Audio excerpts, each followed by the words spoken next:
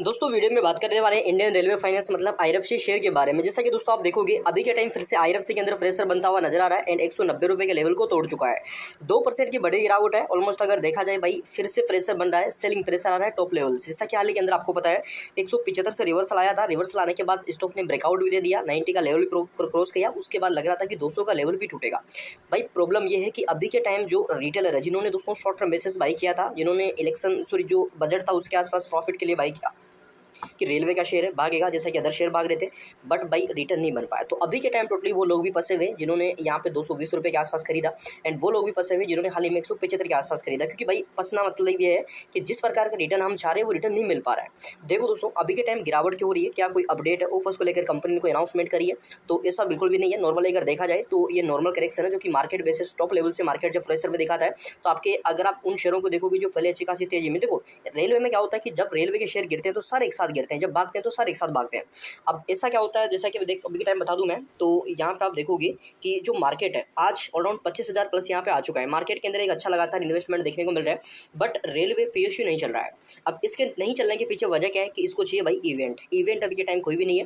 Company का Q first एक बड़ा इवेंट है वो रहेगा, जहाँ तक मेरे को लगता है उसको भी ये सस्टेंस कर जाएगा। उसके बाद भी मेरे को नहीं लगता कि भागेगा, क्योंकि इसको रिजल्ट का ऑर्डर का ऐसा इफेक्ट नहीं पड़ता। इसमें टोटली जो तेजी आती है वो फंडामेंटल बेसिस आते हैं। क्यों? 3-4 महीने कंसोलिडेट करेगा फिर भागेगा, फिर कंसोलिडेट करेगा फिर भागेगा। वो तेजी यहाँ पे बनती है जो कि फंडामेंटल बेसिस होती है, वैल्यू के अकॉर्डिंग ये भागता है। आज का अगर डाटा देखोगे, देखो गिरावट भले ही हुई है बट ये गिरावट ऐसी नहीं कि यहाँ पे आपको 120-150 का लेवल तोड़ दे, ऐसी कोई चांसेस नहीं। क्योंकि अभी के टाइम देखोगे तो 3 करोड़ 22 लाख की मात्र वॉल्यूम नजर आ रही है। मतलब जो कंपनी का मार्केट कैप 2.5 लाख करोड़ का है उसमें अगर कारोबार देखोगे तो ऑलमोस्ट 600 करोड़ रुपए के आसपास का कारोबार देखने को मिल रहा है। तो एक बहुत छोटी सी चीज़ है, क्योंकि आईआरएफसी जैसे ऑलमोस्ट यहाँ पे लार्ज कैप के शेयर के अंदर इतनी छोटी वॉल्यूम आना बहुत हल्की सी बात है, कोई बड़ी बात नहीं है यहाँ पे ये। एंड जैसा कि डिलीवरी में भी देखोगे तो भाई 37% शेयर ऐसे जो अभी के टाइम हमें डिलीवर होते हुए नजर आ रहे हैं। देखो आईआरएफसी में अगर आप रुकोगे प्रॉफिट मिलेगा, बट अगर आप शॉर्ट टर्म बेसिस पैसा बनाने का अभी के टाइम प्लान कर रहे हो तो मेरे हिसाब से आप गलत हो, क्योंकि शॉर्ट टर्म बेसिस से अभी के टाइम नहीं भागेगा।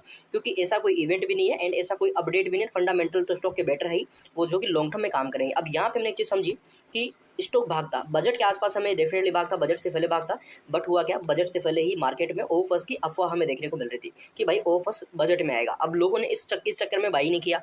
अब जब अगर बाइंग नहीं आएगी तो भाई ऊपर कैसे जाएगा? नहीं जाएगा। वही चीज़ हमें नजर आ रही है, वही चीज़ स्टॉक को भागने नहीं दिया। बट अभी के टाइम एक चीज़ मेरे ध्यान रखना, आप तो ऑफर्स के चक्कर में बाई नहीं कर रहे, बट जो बड़े प्लेयर है ना भाई, जो आपके एफआई ने, जैसा कि हमने देखा कि भाई क्वार्टर 4 एंड क्वार्टर 1 के बीच एफआई ने माल खरीदा, डीआई ने भी माल खरीदा। तो इसके अकॉर्डिंग अगर देखें तो वो वैल्यू देख रहे हैं, उनको पता है कि स्टॉक को लेके कहाँ जाना है। अब आप ये सोच रहे हो कि भाई 500 रुपये जाएगा या नहीं जाएगा, तो डेफिनेटली 500 भी जाएगा। क्योंकि देखो लॉन्ग टर्म बेसिस में जिस प्रकार ग्रोथ है आने वाले 4-5 साल में रेलवे की जो ग्रोथ है वो अच्छी खासी रहने वाली है। एंड उस ग्रोथ के अकॉर्डिंग यहाँ पे जो आपके बड़े प्लेयर्स है वो भी आईआरएफसी में धीरे धीरे क्वांटिटी खरीदेंगे। एंड एक चीज़ ध्यान रखना, जैसा कि 230 रुपये के आसपास गया, अब 230 पे क्या हुआ, किसी ने प्रॉफिट बुकिंग करी। रिटेल की तो पहले बाइंग थी, मतलब रिटेल ने थोड़ा बहुत बाई किया था, ऊपर गया। रिटेल की जो इच्छा ही थी, जैसा कि पता था बजट से कुछ मिलेगा, नहीं हुई तो रिटेल ने सेल कर दिया। उसके बाद नीचे आया, फिर बड़े प्लेयर ने बॉटम से फिर से उठाना स्टार्ट किया एंड फिर से स्टॉक को स्टेबल किया। तो यहाँ पे देखो कोई भी स्टॉक मार्केट में मान के चलो कि भागता है, इससे चलो कि 50% भागा कोई भी शेयर, ठीक है। 50% भागने के बाद वो मान के चलो अगर कमजोर है ना तो वो वापस से यहाँ पे 20-30% गिर जाएगा, मतलब 30% एवरेज गिरेगा अगर कोई संभालने वाला नहीं रहेगा तो।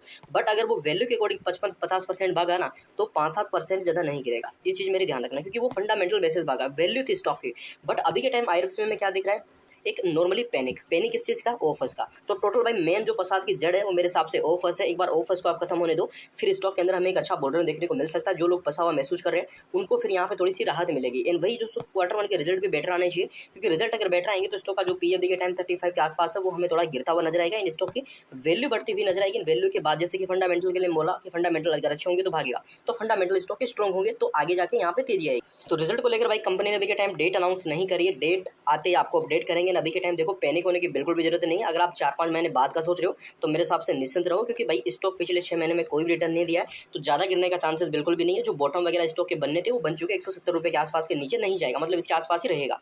क्योंकि यहाँ पे मान के चलो पिछले 6 महीने में रिटर्न ही नहीं बना। रिटर्न कब बनता है, जब कोई स्टॉक में तेजी आती है, बाई होता है। एंड जब बिकवाली कब होती है, जब लोगों को रिटर्न मिलता है। तो यहाँ पे मान के चलो कि रिटर्न अगर लोगों को मिला ही नहीं तो लोग रिटर्न के लिए रुकेंगे, और रुकेंगे तो बेचेगा कौन? अब बड़ा प्लेयर ने भी खरीदा, भाई बड़ा प्लेयर ने ऐसे तो कोई बड़ी क्वांटिटी खरीदी नहीं कि वो प्रॉफिट बुकिंग करेगा, पॉइंटों में शेयर खरीदे, आपके एफआई ने, तो आपका एफआई अभी और खरीदेगा। जैसा कि आप देख लेना क्वार्टर 2 के जो शेयर होल्डिंग पैटर्न, उसमें एफआई की होल्डिंग हमें अगेन बढ़ती हुई नजर आई। देखिए एक बार मार्केट के शेयरों पर नजर डालो, क्या ज्यादातर शेयर आपको पॉजिटिव दिख रहे हैं? देख सकते हैं यहाँ पे ज्यादातर शेयर भाई आपको रेड जोन में देखने को मिल रहे हैं।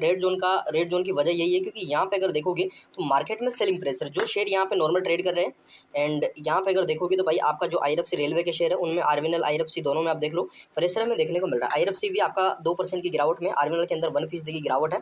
इरकॉन का भी डाटा हम समझ लेते हैं, जैसा कि इरकॉन में आप देखोगे तो भाई इरकॉन में भी अभी के टाइम हमें आधे फीसदी के आसपास की गिरावट नजर आ रही है। अब बात करते हैं आईआरएफसी की। देखो आईआरएफसी को डेली बेसिस आपको मैं समझा रहा हूँ, आईआरएफसी में रिटर्न बनेगा, वो भी तगड़ा। कब बनेगा? ऑफर्स के बाद। अब तगड़ा कैसे बनेगा ये चीज बता दूं मैं, तो एक बार रिटर्न उठा के देखो, पिछले 6 मंथ का कोई भी रिटर्न नहीं है।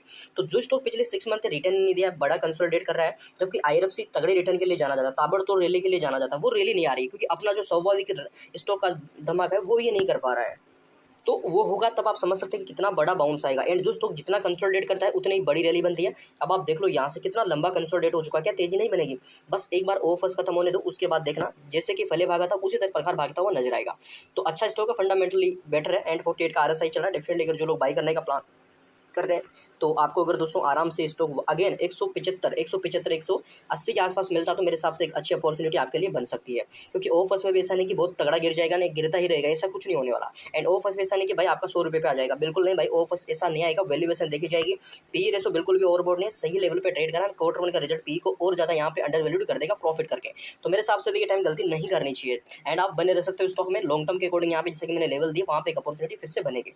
चैनल पर नहीं हो सब्सक्राइब जरूर कर लो, बेल आइकन ताकि कंटिन्यू